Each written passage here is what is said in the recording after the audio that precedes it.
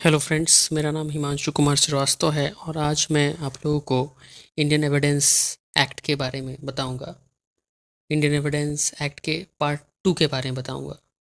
जो नया एक्ट अभी पास नहीं हुआ है, बिल है, भारतीय साक्ष्य बिल 2023। इसके चैप्टर 2 में दिया गया है रिलेवेंसी ऑफ फैक्ट। फैक्ट की क्या रिलेवेंसी होगी, फैक्ट जो है कहाँ तक रिलेवेंट होगा, इसके बारे में आज हम लोग बात करेंगे।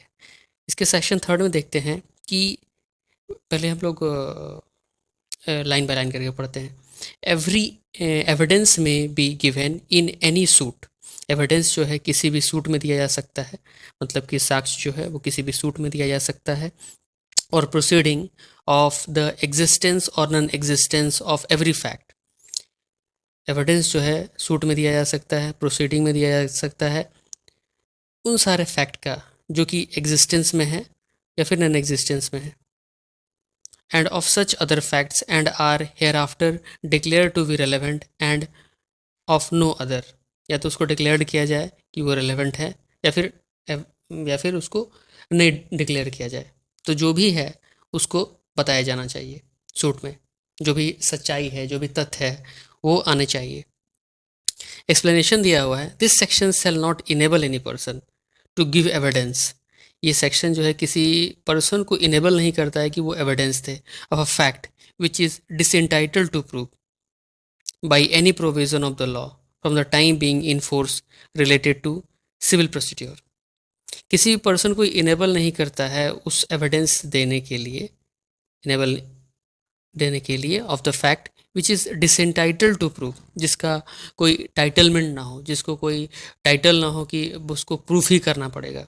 तो किसी भी आदमी को ये बाध्य नहीं करता है कि भाई आपको जो है बताना ही पड़ेगा या देना ही पड़ेगा। आप जो जानते हैं आप उसको बताइए कोर्ट में।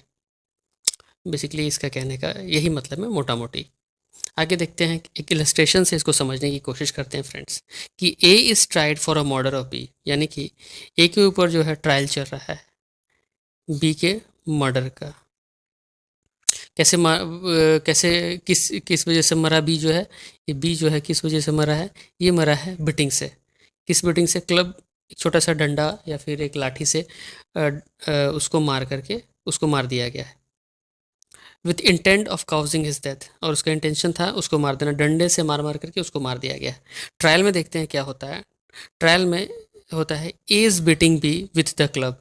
ए ने जो है बी को डंडे से मारा। कौन मर रहा है, बी मर रहा है। तो कैसे मर रहा है, डंडे से मारा। Is causing B death by such beating. एक को जो है जब डंडे से मारा गया तो उसको पिटाई लगी और पिटाई की वजह से जो है उसका डेथ हो गया। मतलब कि डंडे की पिटाई से उसका बी का जो है वो डेथ हो गया। दूसरा है is intention to cause B death. तो बी ने उसको डंडे से तब तक मारा जब तक कि उसका डेथ ना हो गया। हालांकि एक दो बार मारने से किसी का डेथ नहीं हो जाता है। तो यहाँ पे इंटेंशन ये भी दिखता है कि भाई वो उसको तब तक मारते रहा बी को जब तक कि उसका वो डेथ ना हो गया। यानी कि ये जो है वो चाहता था कि भाई बी का डेथ हो। तो ये चीज़ें, सारी चीज़ें ट्रायल में प्रूफ हो गई। तो ये जो है ये सारे रेलेवेंट फैक्ट है। ठीक है फ्रेंड्स, ये इसको थोड़ा सा छोड़ दीजिए क्योंकि ये सारी चीज़ जो है ना अलग अलग अलग बकवास दिया हुआ है। ठीक है, इसको छोड़ दीजिए। आगे देख लें, क्लोजली रिलेटेड फैक्ट। फैक्ट से काफ़ी ज़्यादा क्लोजली रिलेटेड हो, घटना से ज़्यादा क्लोजली रिलेटेड हो, सच्चाई से ज़्यादा क्लोजली रिलेटेड हो, इन सबको मिक्स करके समझिए। यहाँ जो छोटा सा पॉइंट दिया, relevancy of fact forming a part of the same transaction. अगर कोई घटना होती है, अगर कोई घटना होती है तो उसी के आसपास, अगर एक घटना होती है तो उसी के आसपास वाली घटना, घटना से पहले या फिर घटना के बाद में, घटना से पहले या घटना के बाद में, इन सारी चीज़ों को भी देखा जाता है। दैट इज़ कॉल्ड कि उसके पार्ट से वो कनेक्टेड हो रही हैं नहीं। Fact which though not in issue, वो इशू नहीं है, फैक्ट जो कि इशू में नहीं है, are so connected with a fact in issue और relevant as form part of the same transaction are relevant whether they occurred at the same time, place or at different time and places। अब इसको ध्यान से पढ़ने की कोशिश करते हैं, हम लोग धीरे धीरे पढ़ने की कोशिश करते हैं। देखिए क्या कर रहा है कि fact which though not in issue, fact जो है वो इशू में नहीं है, are so connected, the fact is connected, fact जो है वो कनेक्टेड होना चाहिए, ये जो ट्रांजेक्शन्स जो होता है वो कनेक्टेड होना चाहिए, fact which are connected with a fact in issue, fact in issue है उससे कनेक्टेड है, और a relevant fact has to form a part of the same transaction, अगर एक ही समय में हुआ है वो काम और उससे कनेक्टेड है तो उसको रेलेवेंट माना जाएगा। इसको इलस्ट्रेशंस के द्वारा हम लोग समझेंगे फ्रेंड्स कि कैसे क्या क्या हो रहा है। देखते हैं, A is accused of murder of B, A जो है दोषी है बी का मर्डर के लिए, वो पिट पिट करके उसको मार दिया। वट एवर वॉज सेड और डन बाई ए, जो भी कुछ बोला गया, बोला भी गया और किया गया ए और बी और बाई स्टैंडर्ड, जो उसके आसपास में लोग खड़े होंगे उन लोगों के द्वारा पीटने के समय, और शॉर्टली बिफोर और after it as to the part of the transaction, उसी ट्रांजेक्शन में is a relevant fact. Transactions का मतलब समझ रहे फ्रेंड्स क्या होता है? ट्रांजेक्शन का मतलब होता है कि उसी समय में, कि यहाँ पे ये इस एग्जांपल में दिया हुआ है कि ए बी जब पिट रहा होगा तो आसपास के लोग भी कुछ आसपास जा रहे होंगे, उसको पिटता हुआ देख रहे होंगे, ठीक है। ए जो है पीट रहा होगा, आसपास के लोग देख रहे होंगे कि भाई पीट रहा था, उसके बाद का या उसके पहले का जो ट्रांजेक्शन्स हैं उसको ही हम लोग कहते हैं that is called the transactions. Transactions का मतलब ये होता है कि भाई जो घटना हो रही है उसके आसपास में, उसके पहले या उसके बाद में, उसको कहा जाता है ट्रांजेक्शन्स। और एक एग्जांपल लेकर के देखते हैं। A is accused of waging a war against the government of India, A ने जो है भारत सरकार के खिलाफ जो है वो वॉर डिक्लेयर कर दिया है, लड़ाई डिक्लेयर कर दिया है, by taking part in an armed insurgents in which property is destroyed. एक आर्म इंसर्जेंस में ए ने जो है पार्ट लिया है कि भाई वो लोग थे जो कि डिस्ट्रॉय कर रहे थे प्रॉपर्टी को, ए जो है उसके पार्ट में चला गया।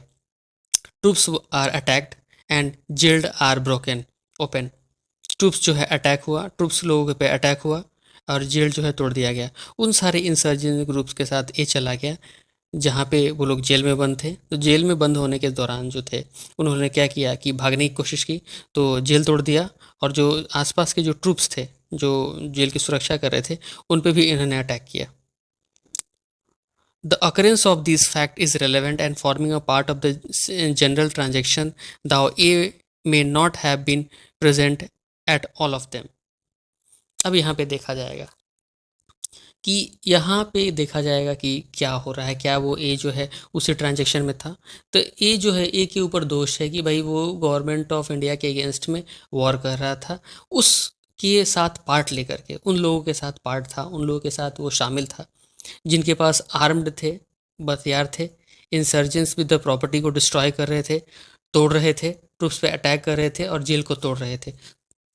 तो उन लोगों के साथ ए था, ए ने क्या किया कि उन लोगों का साथ दिया जो कि डिस्ट्रॉय कर रहे थे। तो उसी ट्रांजेक्शन में ए ने भी वो सारा काम किया होगा, तो ये जो है उसी चीज़ का पार्ट होगा, उसी का पार्ट होगा। The A may not have been present at all of them, लेकिन ए जो है इन सब चीज़ों में प्रेजेंट हुआ भी नहीं है, लेकिन सिर्फ उन लोगों का साथ में था, क्योंकि मान लो कहीं जो है बिजी था किसी को बिल्डिंग तोड़ने में, तब तक ले क्या हुआ कि उनके जो कुछ जो फ्रेंड्स थे, मतलब कि जो उनके जिनके साथ में वो था ए, वो क्या कर रहे होंगे कि वो आगे जा रहे होंगे, आगे जा रहे करके वो लोग मारपीट करके तोड़ रहे होंगे। तो ए ने भले ही नहीं किया लेकिन उस ट्रांजेक्शन्स में तो वो था। दूसरा क्या है, A sue B for a libel contain in the letter forming a part of the correspondent. इस तरह के बहुत सारे एग्जाम्पल हैं फ्रेंड्स, तो आप एग्जाम्पल्स को एक एक करके पढ़ने जाएंगे तो लिबल वाला समझ सकते हैं ना आप। लिबल वाला जो एग्जाम्पल है वो आपका रिलेटेड है कि कुछ ऐसा बात बोल दिया, कुछ ऐसा काम कर दिया, उसके बारे में देखते हैं। A sue for libel contain in a letter forming a part of the correspondent, letter between the parties related to the subject out of which the libel arose and forming a part of the correspondent in which it is contained are relevant fact, though they do not contain the libel itself. The question the question is whether certain goods ordered from B were delivered to A. The goods were delivered to several intermediaries person successfully. Each delivery is relevant fact. सब जो है relevant fact है, एक ही transaction में हो रहा है।